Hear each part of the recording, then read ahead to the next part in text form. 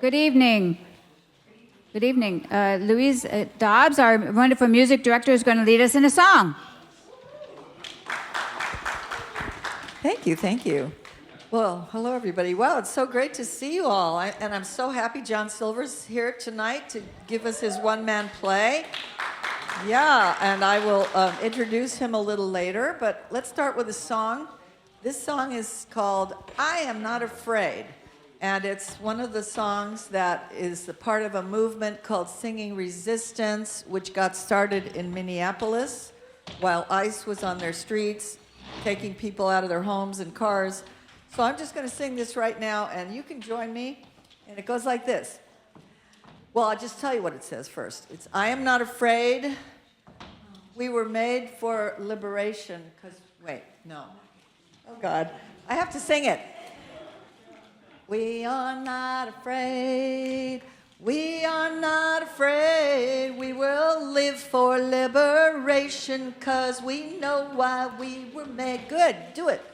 We are not afraid. We are not afraid. We will live for liberation, because we know why we were made. Sing it now. We are not afraid. No, we are not afraid. We will live for liberation, because we know why we were made. Let's sing it again. We are not afraid. No, we are not afraid. We will live for liberation. We know why we were made. We are not afraid. Sing it out now. We are not afraid. We will live for liberation, because we know why we were made.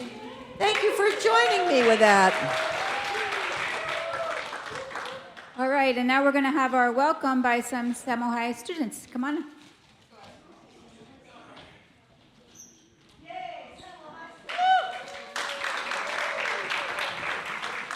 Hello, everybody. That was a beautiful performance. Thank you. We are a multi-faith, so you are welcome if you are Jewish, if you are Muslim, if you are Hindu, Ifa, Buddhist, Christian, atheist, or some combination or something else altogether. You are welcome here. You are welcome if you are single, married, divorced, widowed, gay, transgender, non-binary, or queer. You are welcome if you have abundant resources and can help others out, or if each day is financially stressful. We welcome people who are fidgety or very focused, just woke up or just got out of jail. We don't care if you're more religious than the Pope or haven't been to the mosque since before the pandemic. We welcome soccer moms, tree huggers, latte sippers, vegans, junk food eaters. We welcome those who are in recovery or are still struggling with addiction. We welcome those who like organized religion and those who are repelled by it. We especially welcome you. Oh, hi. We especially welcome you if you've been hurt by a religious community. We hope you will find this to be a place of healing.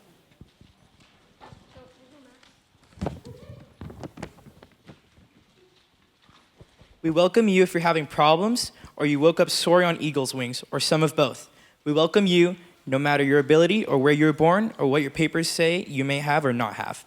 You don't need to prove your worth. You are sacred just the way you are. You are welcome here. Welcome to the church in Ocean Park.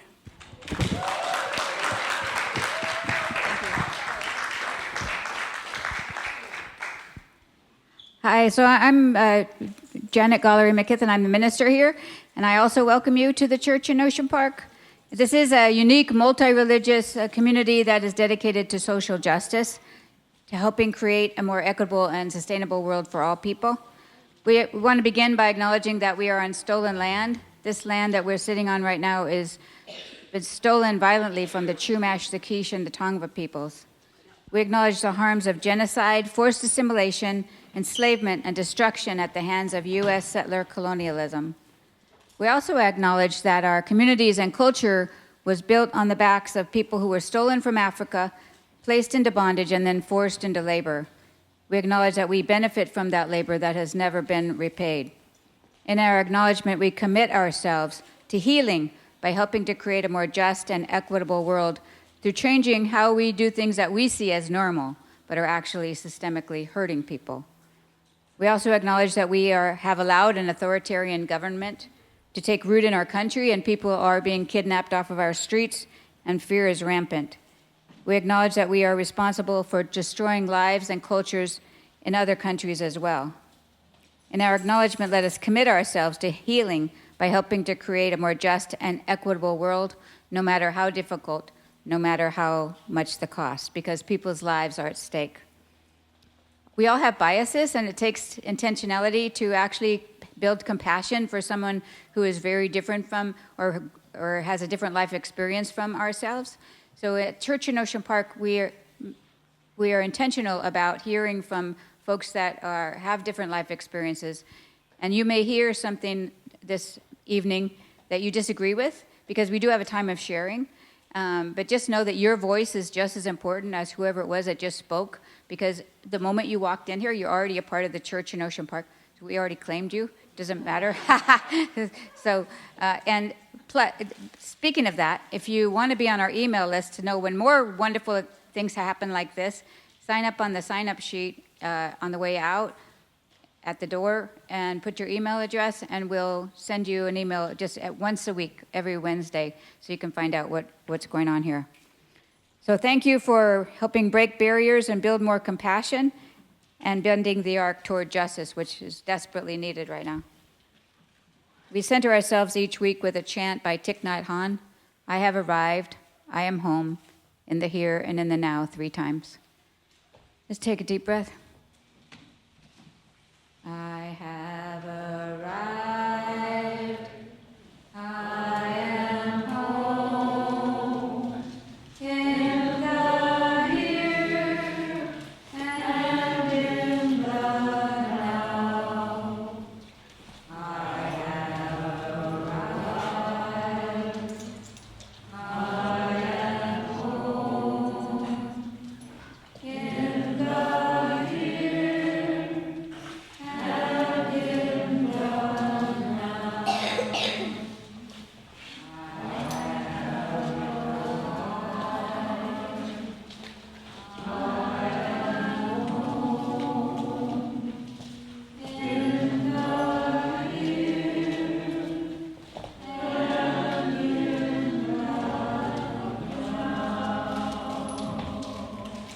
Welcome to the Church in Ocean Park. We're glad you're here.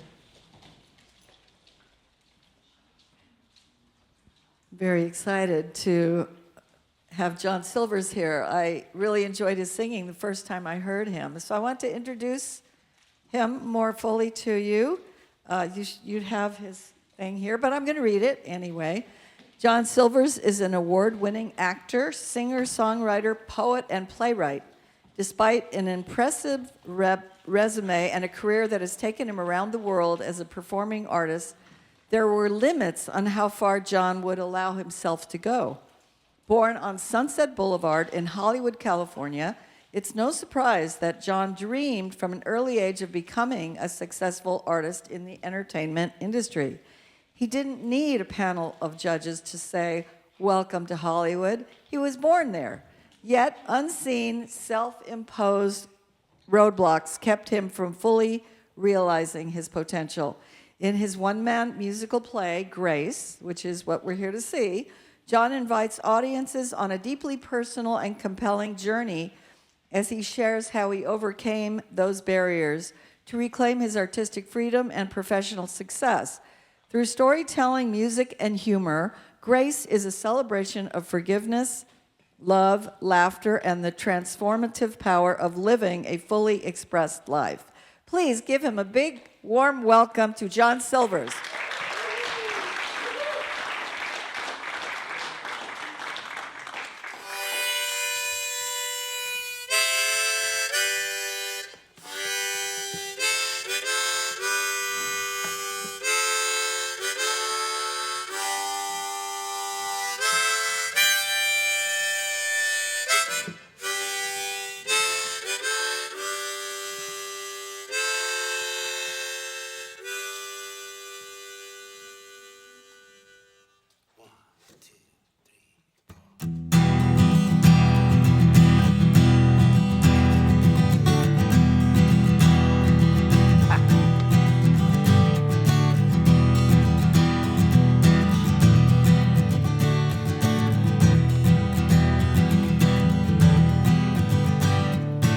What are you on this planet for? What are you on this planet for? What are you on this planet for? Will you bring love? Will you bring war? What are you on this planet for?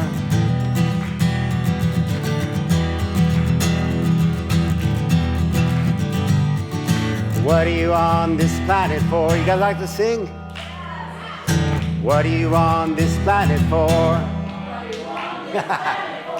What are you on this planet for? What did you learn the time before? And what are you here to re-explore? What are you on this planet for? Oh, did you bring us love? Oh, there's never too much love. The Spirit is calling you to uplift the human race. So begin with a smile upon your face and fill the world with grace.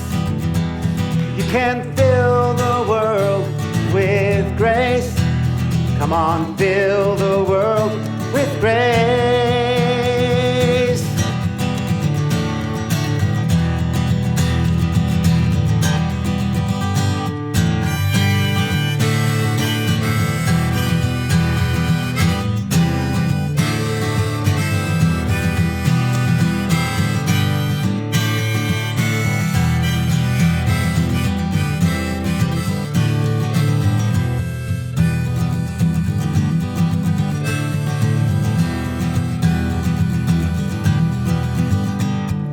What are you on this planet for? What are you on this planet for? What are you on this planet for? What are you on this planet for? What did you learn the time before? And what are you here to re-explore? What are you on this planet for? Planet for, planet for. All right. Thank you, everyone. So nice to see you here. I consider you all to be family, and I like families. Anybody here like family? Yeah. Yeah. Most of the time when I ask people what's important to them the most, many times they say family, especially if their spouse is sitting right next to them. Right, Wendy? My wife's here somewhere. All right. My wife's giving me hand signals. I never know what they mean.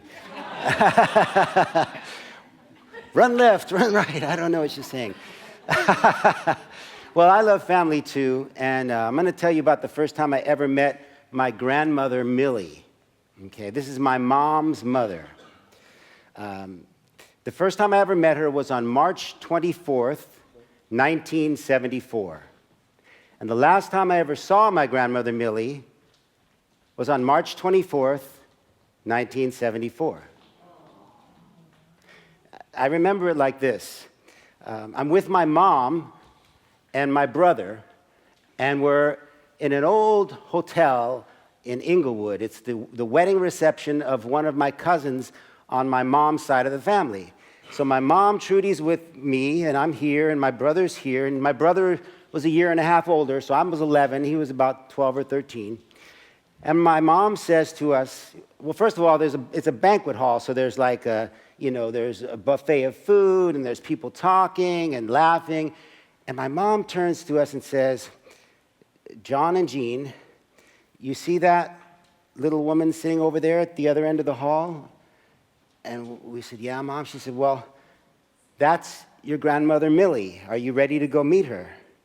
And all of a sudden, my brother just starts to shake, right? And he just starts shaking. The next thing I know, he runs right out of the room, and actually out of the building itself, like out into the street. I don't know where he went. I was like, where'd he go? And one of my cousins chased him out to make sure he's okay. And so my mom turns to me and she says, John, it looks like your brother does not want to meet your grandmother after all. So what do you want to do? Do you still want to meet her? And I was just a little guy, so, I look up at my mom and I said, well, I could see how important it was to her.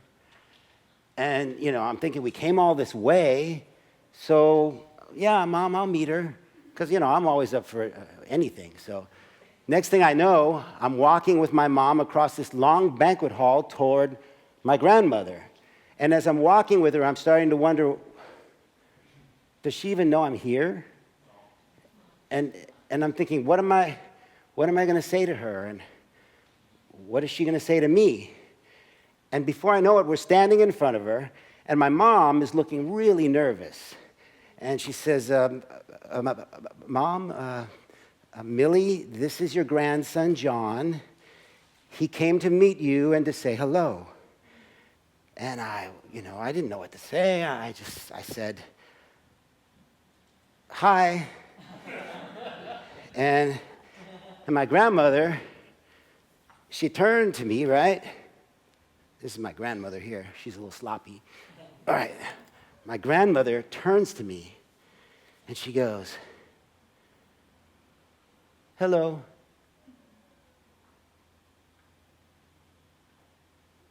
That was it. She didn't, kiss me on the cheek or hug me or do any of the kind of things that grandmothers do. And after that, I never saw her again. And the reason is,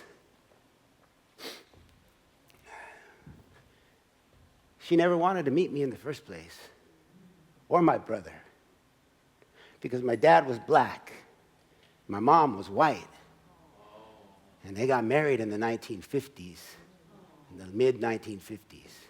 So when they got married, my grandmother Millie disowned my mom and vowed never to speak to her again for the rest of her life. In fact, that was the first time that my mom had talked to her in over 15 years, and never again after that. Why would she do that? My mom was only 24. She never really got over it. I have a 25-year-old daughter. And there's nothing she could ever do that would cause me to disown her. She could marry a dog. She could marry a hog. She could marry a frog.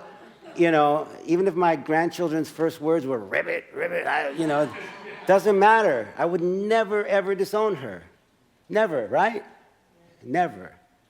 But for some reason, my grandmother did what she did. Now, if you asked me at the time if it, was hard for me when I met her, I would have told you, nah, it's no big deal. Can't miss what you never had. At least that's what I thought at the time. I think differently now. But at the time, I knew that it wasn't safe because I was a very sensitive kid. I'm still sensitive. Anybody here sensitive? Yeah? Okay, I see a lot of hands raised. Well, I want to applaud you for that. Are you sensitive too? I think the dog's sensitive. There's a dog walking around here. I want to see you sensitive. So, especially if you're a man, I really want to applaud you for admitting and acknowledging your sensitiveness because it's not always been okay, and still in a lot of ways not okay. Got to be tough, blah, blah, blah, blah, blah. But, I think we could use a lot more sensitive men, especially these days, right? But anyway, yeah, the good news is that, the bad news is that I didn't want my grandmother to make me cry. I knew for sure I wasn't going to let that happen. But I couldn't just shut off my sadness. I had to shut it all off. Because I don't know about you, but I can't just shut off one emotion. If I'm going to shut off one, I got to shut them all off. So I couldn't be happy, I couldn't be sad, I couldn't be anything in between. But then something really great happened. About a few years later, my mom bought me my first guitar. Now, this was a few years later. I was 14, I think, yeah. And so she bought me my first guitar, and I learned some chords, and I started writing songs. And the first song I ever wrote, I was walking past this house, and I heard this dog, and it was moaning. It was this horrible, pitiful, wail/moan. And I was like, oh, that's so heart-wrenching. Well, it was missing its family. I guess, dogs are like people. We can miss our families too, right? And so ultimately, oops, I'm messing stuff up here. Ultimately, what happened was, as I was walking home after seeing this dog, or hearing this dog, I wrote this song. It was the first song I ever wrote. It's called The Song of a Lonely Dog.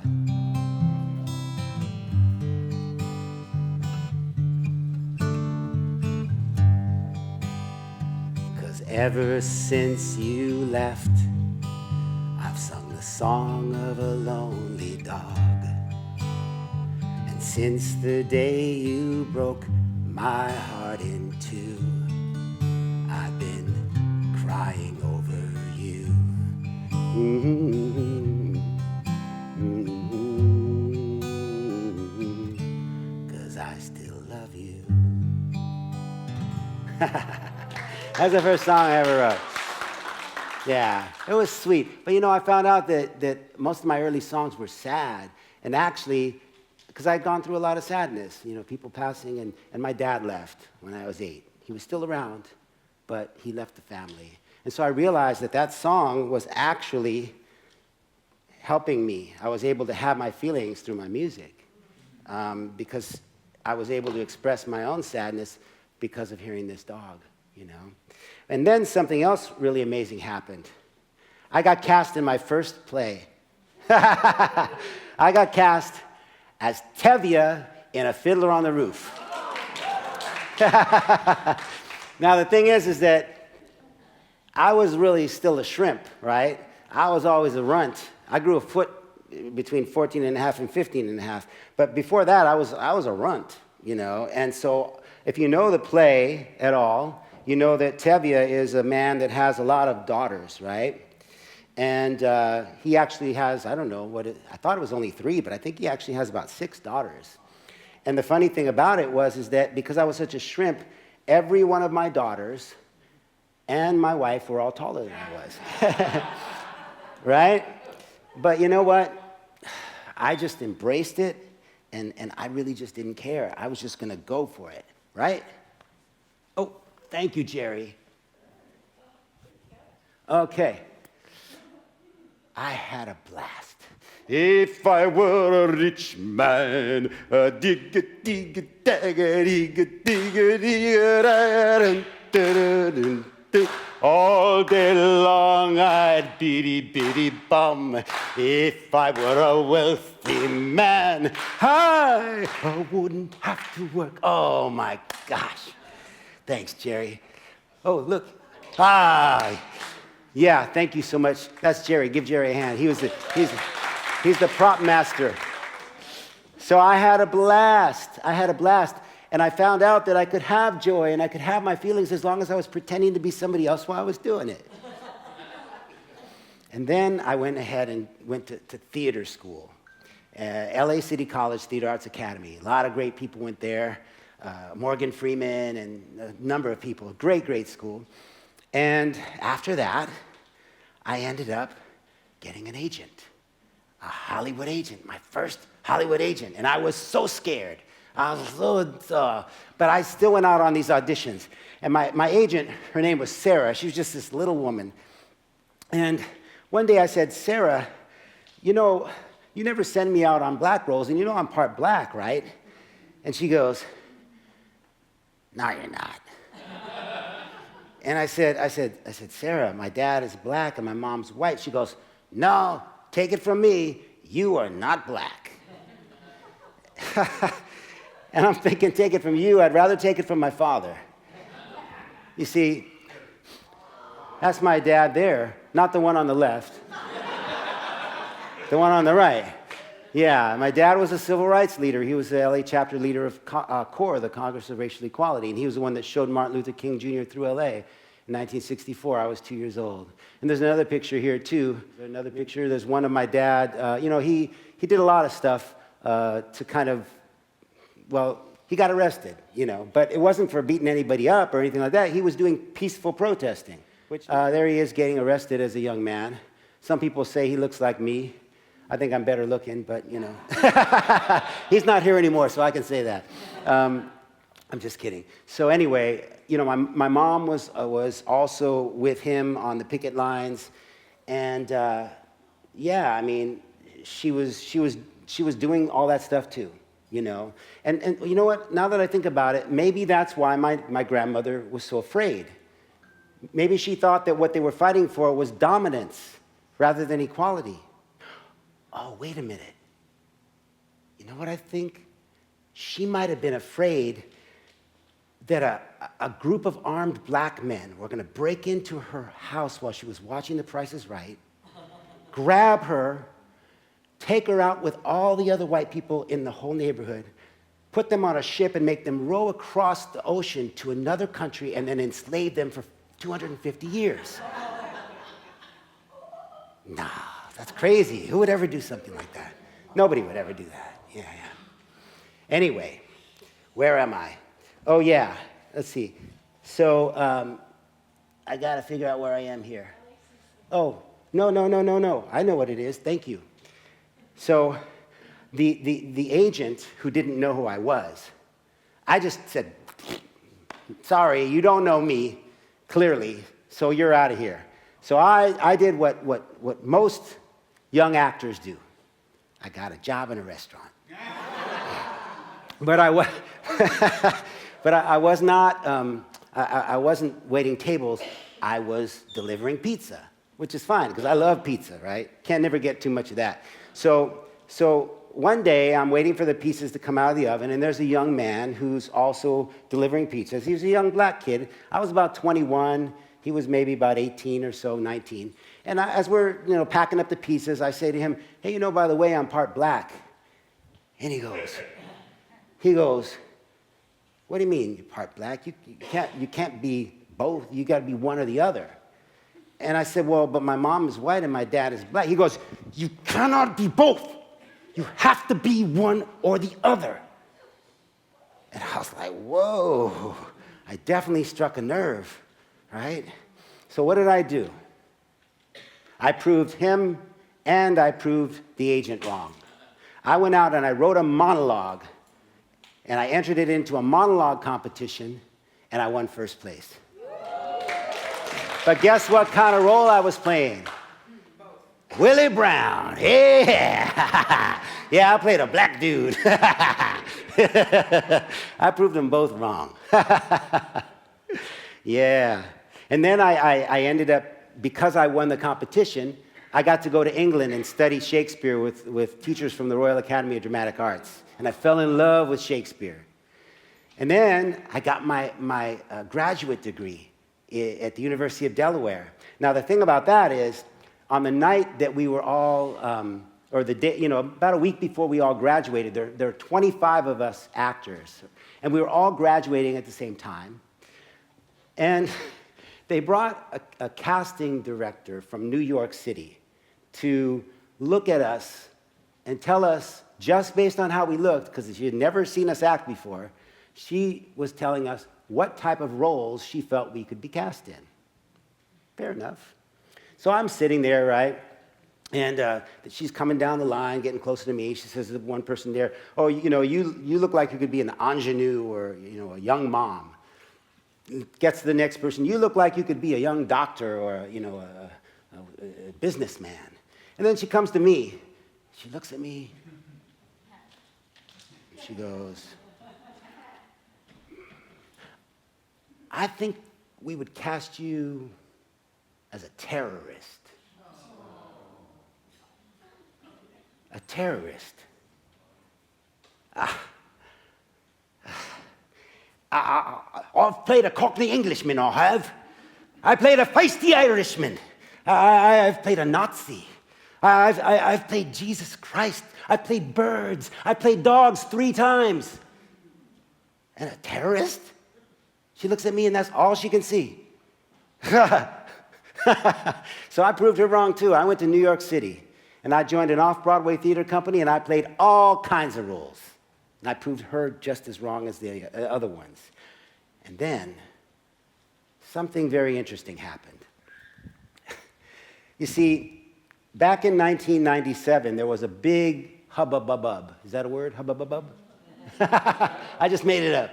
Hubbaloo, whatever. It was a big problem in the American theater. You see, the greatest African-American playwright of all time, who's now deceased, his name was August Wilson. You probably know some of his plays, 2 Trains Running, I can name Ma Rainey's Black Bottom, done on Broadway, done in films. Anyway, he was the big cheese of all black theater and writing about the black experience. Well, he had made some comments in the papers, or actually he was making a keynote speech, and he said that black actors should only act in roles written for black people and nothing else, which pissed off a lot of people, including a man named Robert Brustein. Now, Robert Brustein was white. He's still alive, I believe, but he was white, and he didn't like what August Wilson said.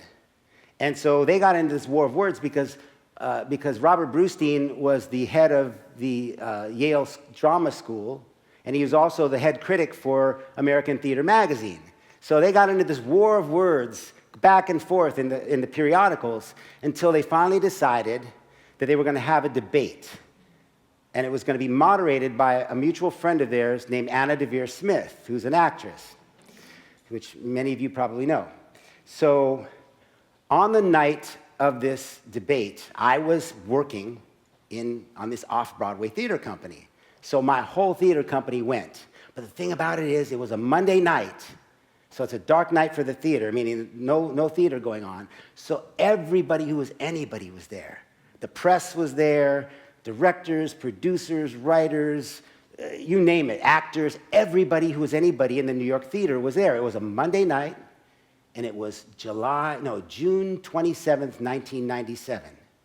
And one of the things that they did was they said that anybody in the audience who wanted to could write a question on an index card, and that once they did, they could turn it in, and at intermission, they would read them and decide if they wanted to ask any of them of the two panelists, which was Robert Brustein and August Wilson. Oh, wait a minute. They're coming back from intermission now. Okay. Wow, I wrote a card. If they read it, I know they're going to ask this. Oh, wait, here she comes. I am an actor of mixed cultural heritage. My mother is Jewish of Austrian-Polish descent. My father is black, mixed with a bit of Scots, Irish, and Native American Indian. Both of them were highly involved in CORE in the 1960s, and my father is currently president of a chapter of the NAACP. I was raised in a predominantly Chicano neighborhood in Los Angeles.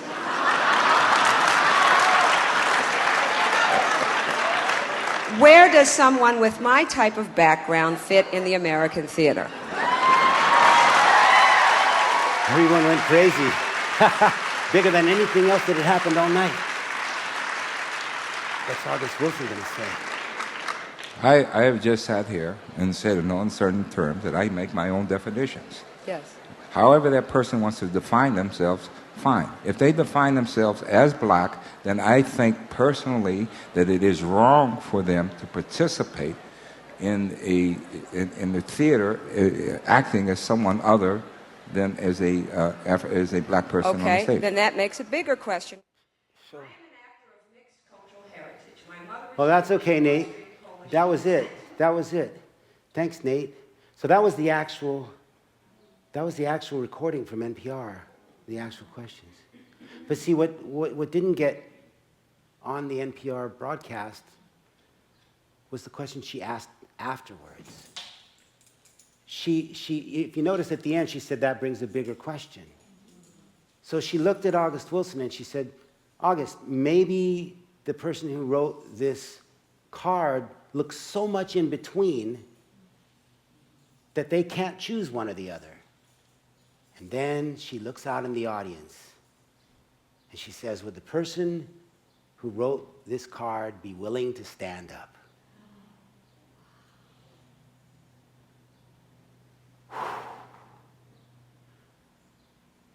She just asked me to stand up. I don't know what to do. If I don't stand up, are they going to think that I don't really exist and somebody just made up that card? I know I only got about maybe 10 seconds max. I got to figure this out. If I stand up, are they just going to stare at me and tell me who I can be? Or are they going to ask me to say something? And if I do, what am I going to say?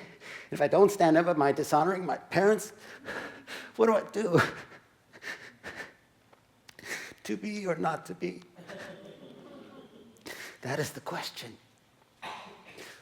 Whether it is nobler in the mind to suffer the slings and arrows of outrageous fortune, or to take arms against the sea of troubles, and by opposing, end them.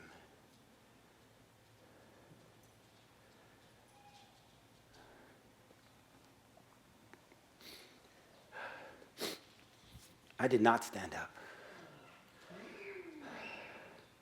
I wasn't going to let 1,500 people tell me if I was black enough to be black or white enough to be white.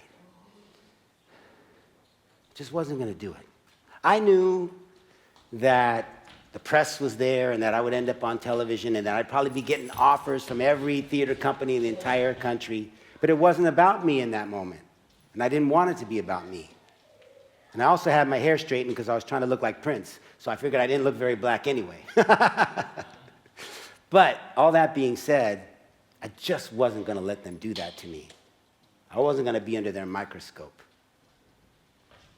So I went back to my theater company in New York, and I did a couple more plays, and I just didn't have it in me anymore. I was like, I don't know why I'm doing this. I really don't know why. And so I quit acting. Quit acting for over 20 years. And for 17 of them, I sold insurance. Yeah. Now, I'm not putting it down because, I'll do whatever I have to feed my family. But it nearly killed my spirit. And after my daughter graduated high school and and she got into college on a scholarship, I decided that, I was ready to go back to it. Now, I've been writing music all along, but I hadn't been doing any acting. But now, I came back to it. But I get to say who I am. And who I am is all of it. All of it.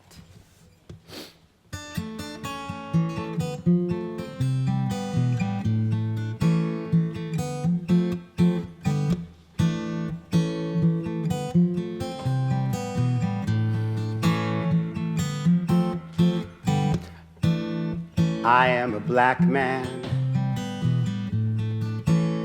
I'm a white man too. I'm all American, just like you, just like you.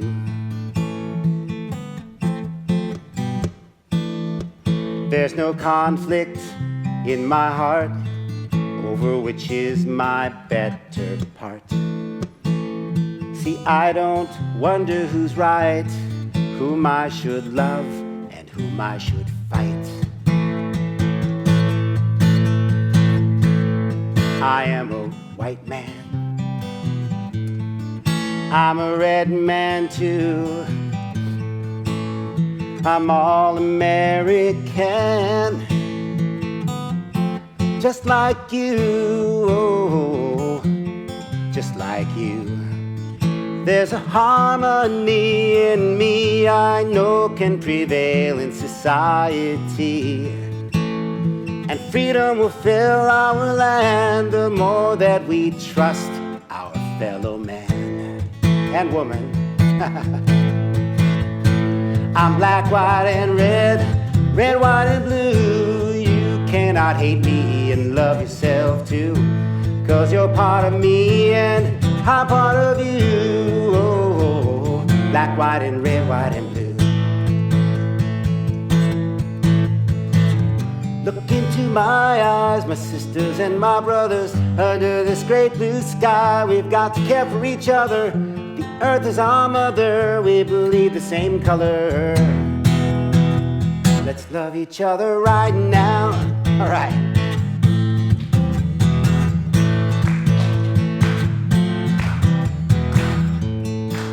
I'm a red man, black and white man too. I'm all American, just like you, just like you. I have chosen to be free of any single social category. If there's one thing you want me to be, then you're missing the beauty of me. Look into my eyes, my sisters and my brothers. Under this great blue sky, we've got to care for each other. The earth is our mother, we bleed the same color. Let's love each other right now. Oh, let's love right now. Yeah, yeah. I'm black, white, and red, red, white, and blue. If you love yourself, then you can love me too. 'Cause you're part of me and I'm part of you, Lord. Black, white, and red, white, and blue.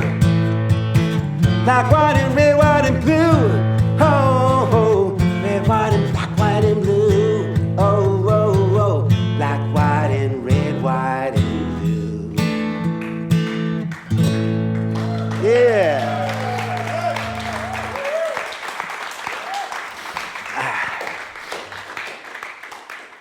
Thank you.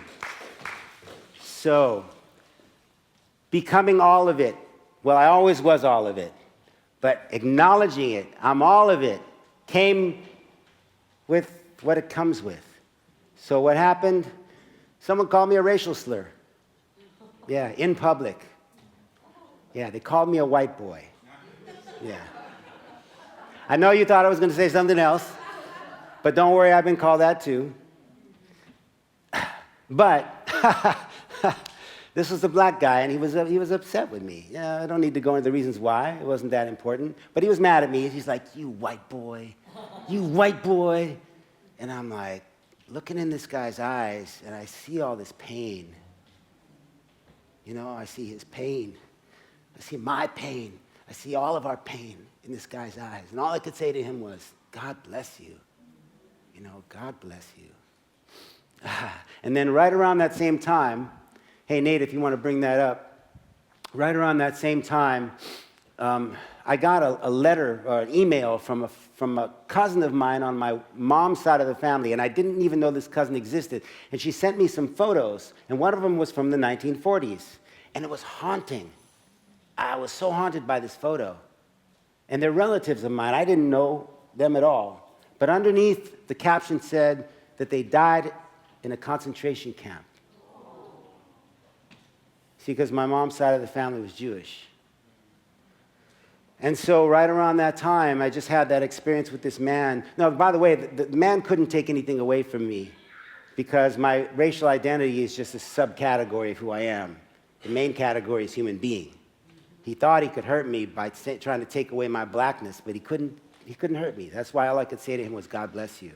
But then I got that photo, and I woke up the next morning, and this poem came to me. And the poem says, "Some of my relatives died at Auschwitz. Some of my relatives were slaves. Some of my relatives survived all of that so that I could stand here today and say to you that we are all one, though you may not believe it's true. How could we be both slave and slave owner? How could we be both Nazi and Jew? And so I ask you, where do we reside? On the inside, on the outside, or both? Our bodies are our vehicles. Our spirits hold our hope. And all throughout our history, the mystery has been remembering where we're going by remembering where we've been."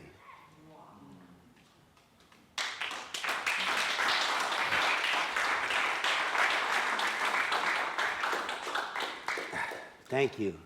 So I'll leave you all with this. You've been a beautiful audience. I appreciate all your strong listening and your hearts and all of that good stuff. And I just want to say one other thing, or a couple other things. You know, my grandmother, I found out a couple years ago that she used to carry a picture of me and my brother around in her wallet and show it off to people. When she would show them pictures of her family, That means that my grandmother loved me, even though she could never show me that and never wanted to meet me. So to my grandmother, I say, I love you too. And I forgive you. Because if I'm going to be all of it, I have to embrace all of it.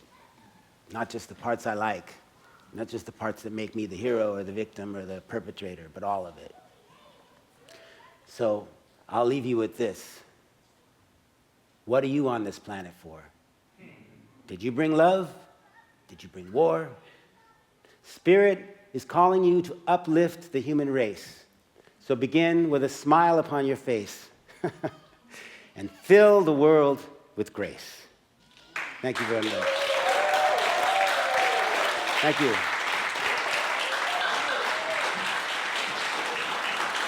Thank you. Thank you very much.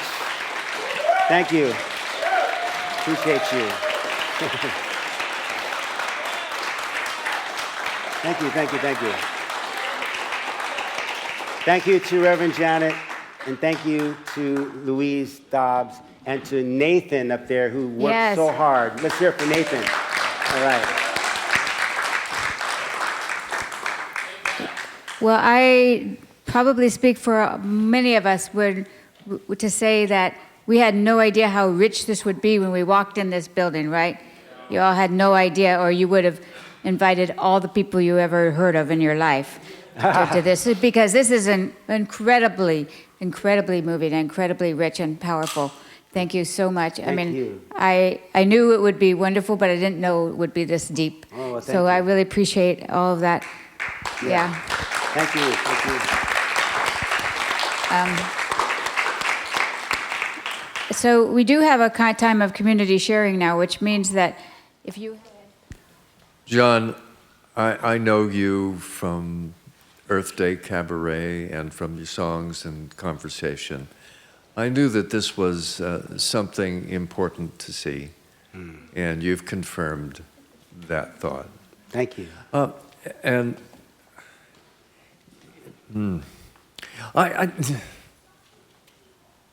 This is in the air, but I just wrote this a couple days ago.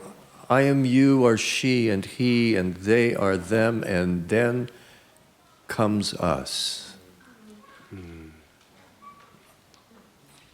I resonate so much with what you had to say.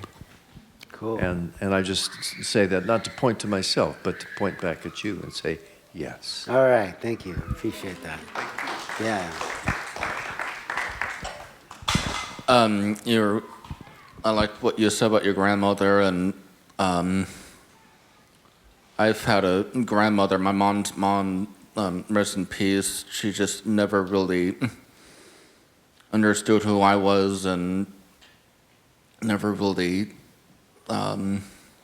accepted who I was, and it just made me sad. Mm-hmm. Thank you for sharing that. Something powerful in, being vulnerable in public. It allows you to own your truth. So it's beautiful that you shared that. Thank you. Hey, John. Hey. Hey. That was awesome. That was just really beautiful. Oh, thank you. And I'm really touched with how you have so much compassion for your grandmother. And to know that whatever she was going through, culturally, societally, or personally, whatever's going on in her life, that was her wounding, and that, yeah, she did love you. And how beautiful is that for you to know that and to acknowledge that? Because, it's a thing that's bigger than both of you. And God bless her, really, wherever she is. Because, yeah, you're holding her light for her, Thank you. It's a beautiful thing. Thank you. Appreciate that. Hey, my friend. I just have one question. Uh-oh. Just one, but it's going to be a doozy, I'm sure. Oh, it's going. If it is correct, it's going to blow the roof off this thing. Okay. Your father's name isn't Art Silvers, is it? Yes, it is. Yeah. Uh-oh. Yeah. Did you know my father? Okay. After this, I'm going to give you a hug. Okay. I'd do it now, but there's tables between us. My mother and father knew your father. Oh, really? That's part of core. Wow. My father was California chapter core before your father was. Okay. He died in 1965. Okay.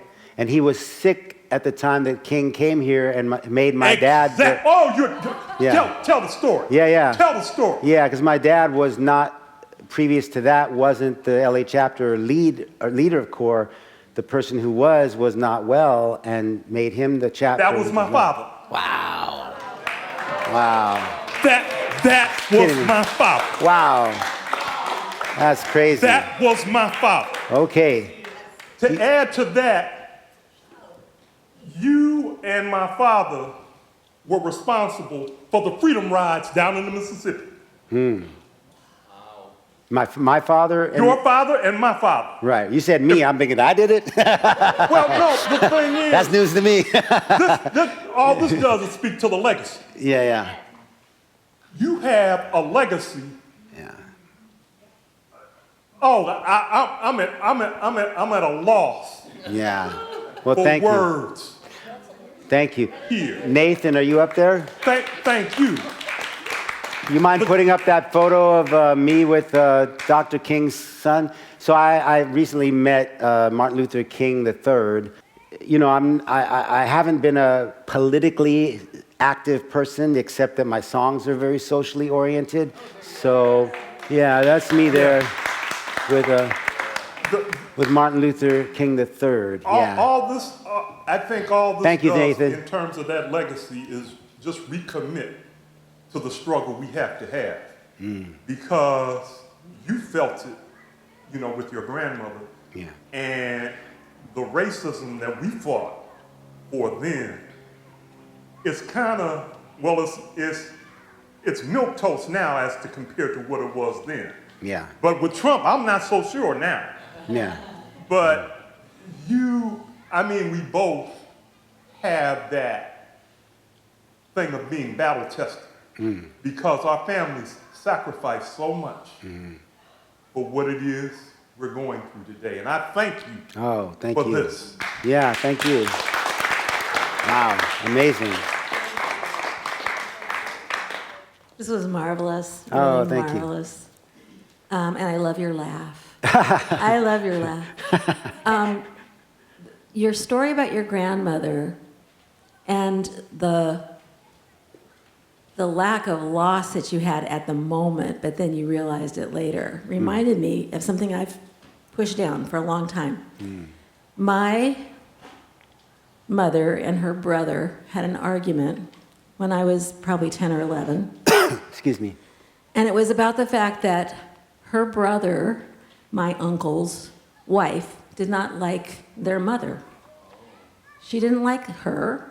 And she felt bossed around, and that she wasn't, the head of her own house, and that her husband had to take her side, or else that was it. And he took his wife's side, and my mother and her brother split for life.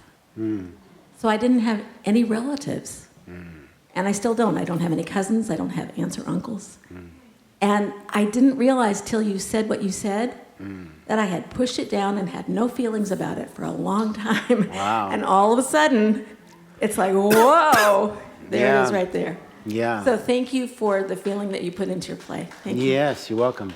Hey, Wendy, can you grab me some water, honey? Please, thank you.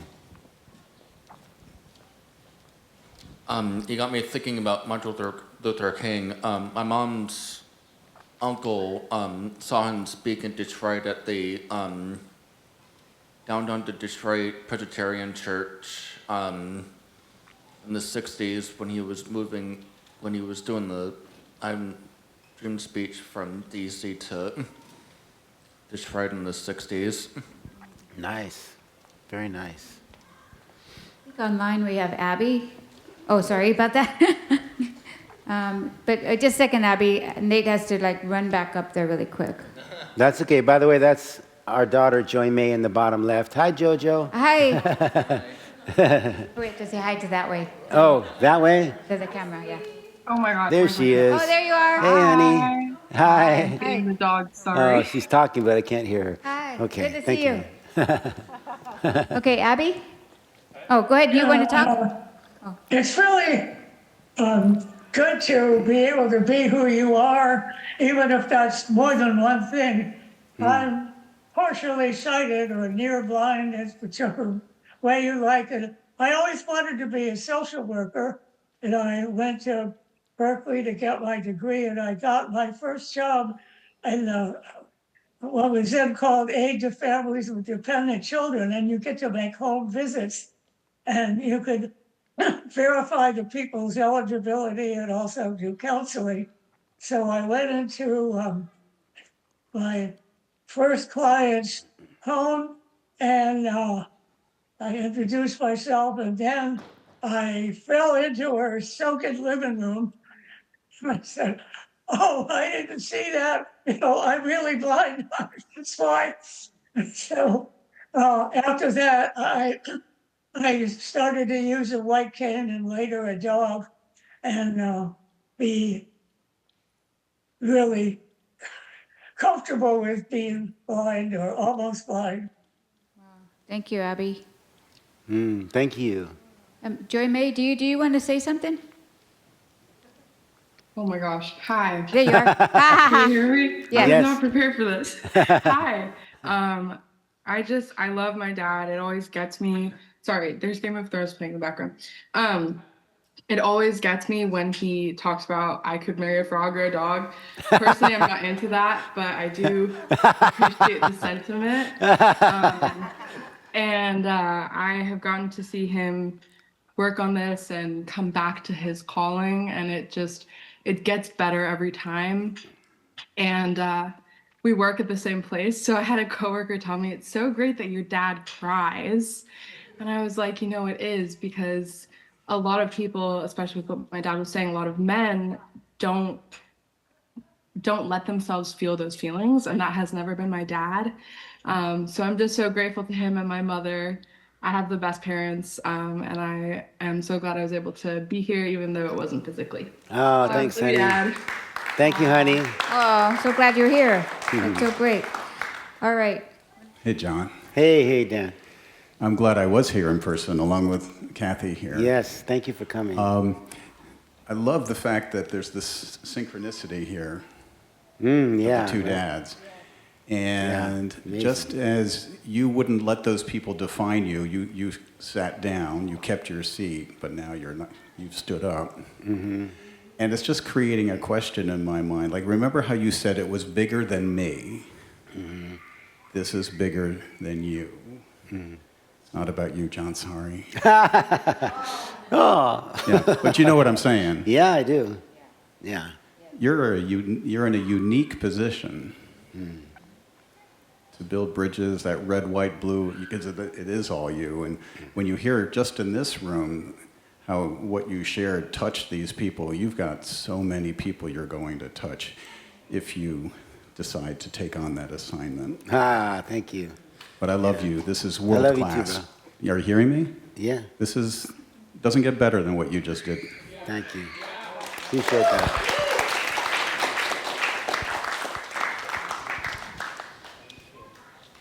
Well, I have to say that also that I had to bow because I tend to just walk off stage, but I have to learn to take it in when people want to appreciate it. So I thank you all for your appreciation. So, John, I just wanted to tell you, it was really inspiring. I love what you said.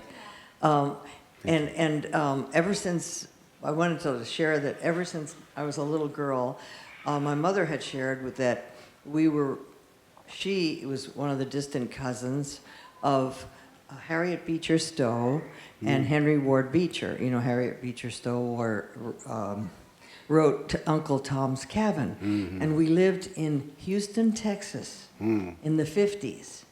And I remember, because she was totally against segregation, and our little paved road ended, and the dirt road started, and that's where Colored Town was. And my mom, once in a while, when we, in an emergency, needed a quart of milk or a loaf of bread, she'd send me into the little store in that neighborhood.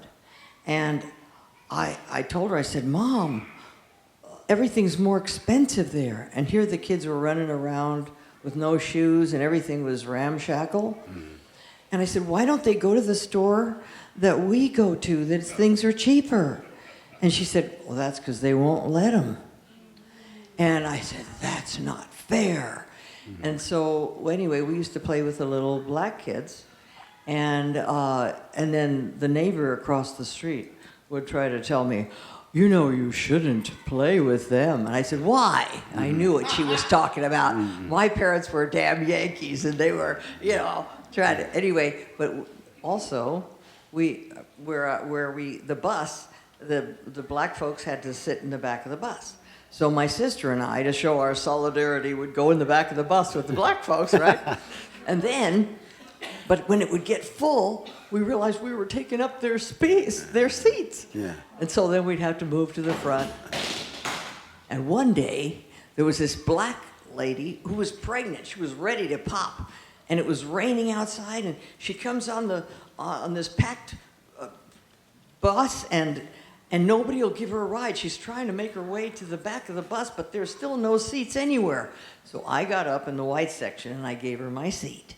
And all the white people gave me dirty looks, Yeah. And I felt so proud of myself.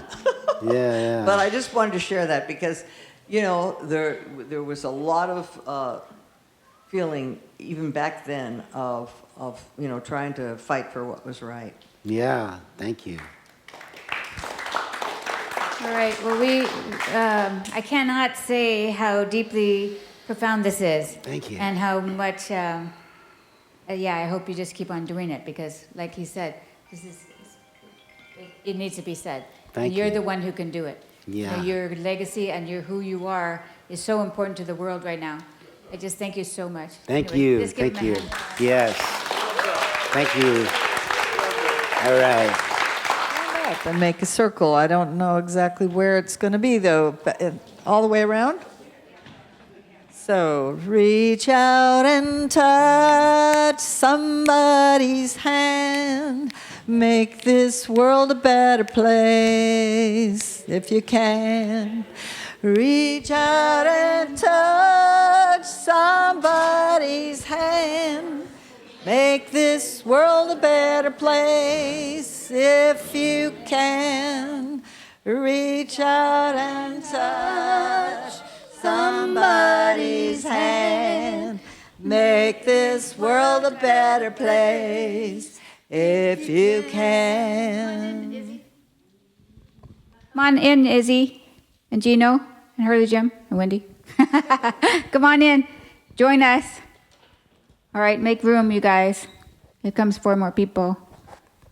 The joy is to recognize historically the role that our families have played in getting us to this point. I have this brother to thank for that. He reminds me specifically of what my childhood was like and the whole question of justice. And if anything stamps my involvement in activism, it's that. That is a joy. And finding it here. When I first came in here, I never thought it would be, but oh yes, it's here. How could anyone ever tell you you were anything less than beautiful? How could anyone ever tell you you were less than? Oh, how could anyone fail? How could anyone fail to notice that your loving is a miracle? How deeply your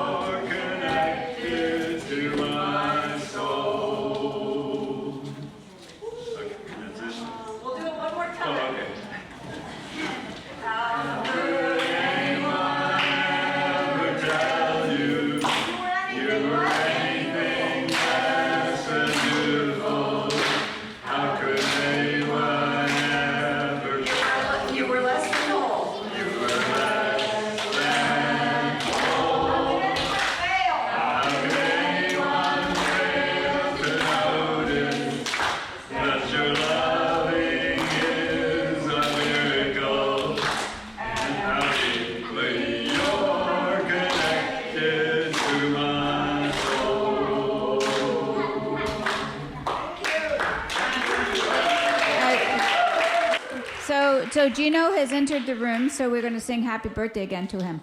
And if you're on Zoom, you can unmute. And we're going to say carry on. 1, 2, 3. Carry on! Have some more to eat, everyone. Take some more food.